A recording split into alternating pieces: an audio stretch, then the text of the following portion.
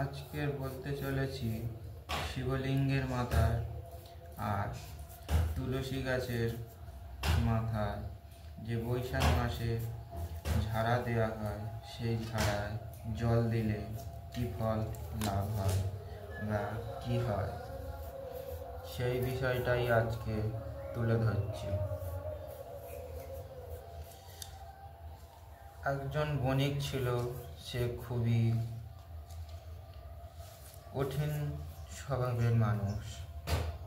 সে কোনোদিন পূজা অর্চনা বা কোনো নিষ্ঠা ভক্তি তার মনে কিছুই ছিল না। সে একজন খুব কঠিন স্বভাবের মানুষ ছিল। আর তার স্ত্রী ছিল খুব ভাগ্যবতী এবং পুণ্যবতী নারী। তার নারী আর তার স্ত্রী প্রত্যেক দিন ভোরে উঠে স্নান করে বা প্রত্যেক দিন বৈশাখ মাসে শিবলিঙ্গের মাথা ঝাড়াতে জল দিত এবং তুলসী দেবীকেও জল দিত। কিন্তু সেই সব তার স্বামী সেগুলো কিছুই পছন্দ করত না। সে দেরিতেই ঘুম থেকে উঠে তার ব্যবসার কাজে সে চলে যেত। সে সেই সবের প্রতি কোনো ভক্তি ভাব তার কিছুই ছিল না। একদিন বৈশাখ মাস এলো। বৈশাখ মাসে তার স্ত্রী তাকে বলছে যে তুমি একদিন সকালে উঠে একটু তুলসী গাছটায় জল দাও বা ওই শিবলিঙ্গ ঝাড়াতে জল দাও। সে তখন তার কথা উপহাস্য করে চলে গেল। এইভাবে বৈশাখ মাসের মধ্যেই একদিন যখন তার স্ত্রী তাকে ডেকে ডেকে বলে হলো না, তখন সে স্নান সেরে এসে তুলসী গাছে এবং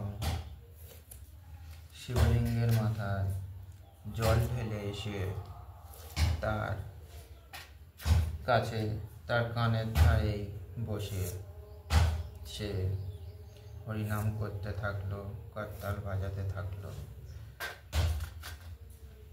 সেই শুনে সকালবেলা তার স্বামী ঘুম ভেঙে যায়।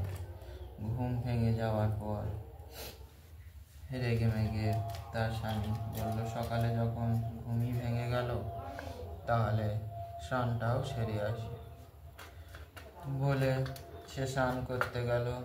স্নান করতে গিয়ে নতুন তার স্ত্রী সেই তার গামছাটাও ছড়িয়ে রাখলো। তার সামনে একটা নতুন গামছা ছিল।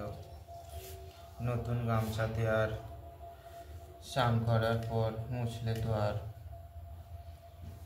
মোছা যায় না। তখন তার স্বামী কি করলো, সেই গামছাটা ভিজিয়ে দিল। ভিজিয়ে দিয়ে সেই গামছাটাকে বাইরে মেলে দিল। আর সেই নতুন গামছা ভেজা জল সেইখানেই ছিল তুলসী গাছ এবং তুলসী গাছের ঝাড়া দেয়া ছিল। সেই গামছা ভেজা জল টপ টপ করে 7 ফোঁটা জল গিয়ে সেই ঝাড়ার উপর পড়লো। আর সেই ঝাড়া থেকে জল গিয়ে আমাদের তুলসী দেবীর মাথায় পড়লো।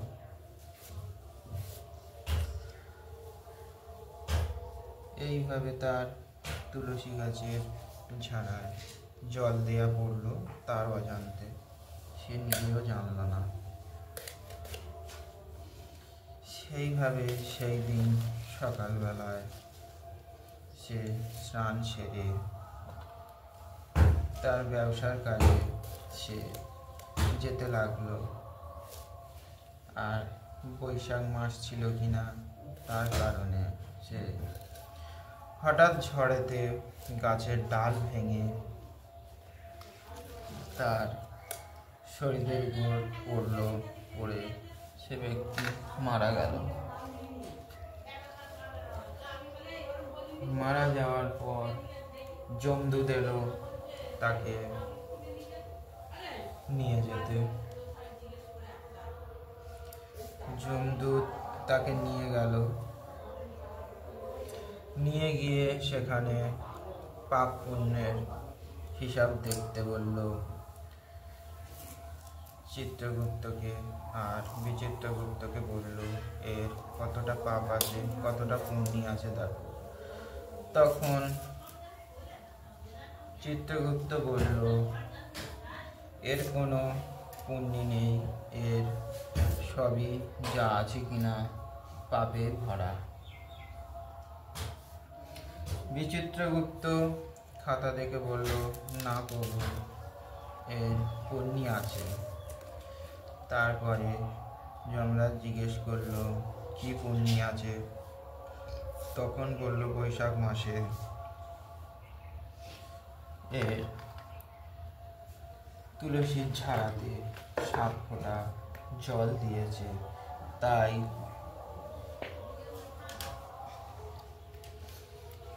এর পূর্ণ ফল রয়েছে।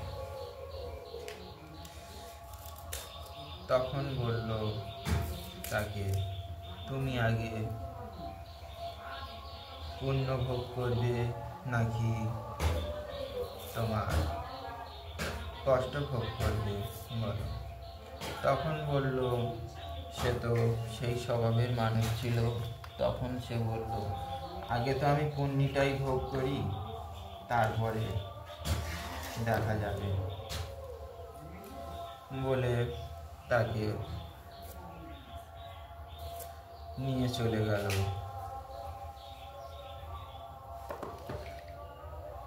শিবলোকে। তাকে নিয়ে চলে গেল। এই 7 ফোঁটা জল দেবার কারণে 7 দিন তাকে শিবলোকে স্থান দেয়া হলো। শিবগণ এসে তাকে নিয়ে গেল পুণ্য ভোগ করতে। সেখানে গিয়ে সে দেখলো তাহলে 7 ফোঁটা জল দিয়ে আমি যেখানে 7 দিনের জন্য পুণ্য ফল লাভ করলাম, তাহলে আমি 7 দিন সময় যেখানে আমার আছে, তাহলে আমি ওই তুলসীর ঝাড়ায় জল দেব আর শিবলিঙ্গের ঝাড়াতেও জল দেব। তাই সে জানলো না, বুঝলো না। সে তখন সেই গণকে বলছে হে গণ, আমাকে একটা নতুন গামছা এনে দাও। তখন সেই গণ তাকে জিজ্ঞাসা করলো যে তুমি গামছা নিয়ে কি করবে? তখন সেই বণিক তাকে বলল যে আমি এই গামছা দিয়ে তুলসীর ঝাড়ায় আর এই শিবলিঙ্গের ঝাড়ায় জল দেব। তখন বলল গামছা দিয়ে নয়, তুমি একটা ঘটি দিয়েই জল দাও। বলল যা দেবে তুমি নিয়ে এসো। তাই সে তখন তাড়াহুড়ো করে একটা ঘটি নিয়ে এসে সেই ঘটি দিয়ে সেই তুলসী গাছের গোড়ায় হরিনাম করতে থাকে আর জল দিতে থাকে। তুলসীর ঝাড়াতে আর শিবলিঙ্গের ঝাড়ায় জল দিতে থাকে। এইভাবে 7 দিন তার কেটে গেল। 7 দিন কেটে যেতেই তখন যমলোক থেকে যমদূতরা এলো। এসে তখন সেই ব্যক্তিকে নিয়ে গেল। নিয়ে যেতে তখন দেখছে 7 দিনে যে জল দিয়েছে তুলসীর ঝাড়ায় আর শিবলিঙ্গে ছাড়াতে তাতে তখন তার 7 বছরের জন্য তার আরো তখন তার শাস্তি পাপের খাতা থেকে পুণ্যের খাতায় পুণ্য সঞ্চয় হয়ে গেল। তখন যমরাজ বলল, যাও তাহলে তুমি এবার স্বর্গ রাজ্যে যাও। তুমি সেখান থেকে আগে তোমার পুণ্য ভোগ করে এসো, তারপরে তুমি এখানে আসবে। সেই মতন সে চলে গেল আবার স্বর্গলোকে গিয়ে সেখানেও সে সেই তুলসী গাছে আর শালগ্রাম শিলায় জল দিতে থাকে। এইভাবে জল দিতে থেকে থেকে তার পাপের খাতায় আর কোনো পাপ রইল না, পুণ্যের খাতায় ভরে গেল। এইভাবে সেই ব্যক্তি তখন বুঝল যে আমি বেঁচে থাকার সময় তো একদিনও জল দিলাম না, একদিন মাত্র 7 ফোঁটা জল দিয়ে যেখানে আমার এতটাই পুণ্য হলো, আর তাকে আর পৃথিবী লোকে আর আসতেই হলো না। সে পুণ্যফলই ভোগ করতে থাকলো, আর শেষে আমাদের গোলক বৃন্দাবন ধামে তার বাস হয়ে গেল। তাহলে বৈশাখ মাসে অবশ্যই শিবলিঙ্গে ঝাড়াতে আর তুলসী দেবীর ঝাড়ার জল অবশ্যই ব্যবহার করো।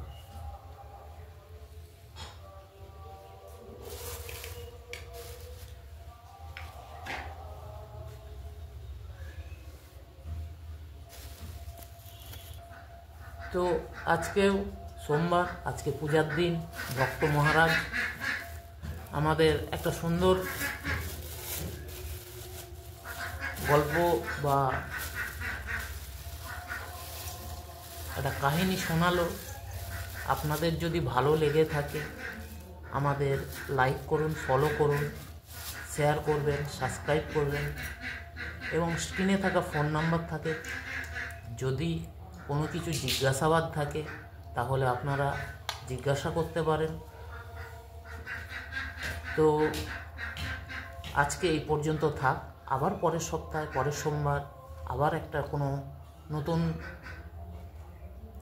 কাহিনী বা আলোচনা নিয়ে আসবো। ভক্ত মহারাজ থাকবে, তার মুখের বাণী থাকছে। তো আজকের থাক। ওম নমঃ শিবায়, ওম নমঃ শিবায়, ওম নমঃ শিবায়।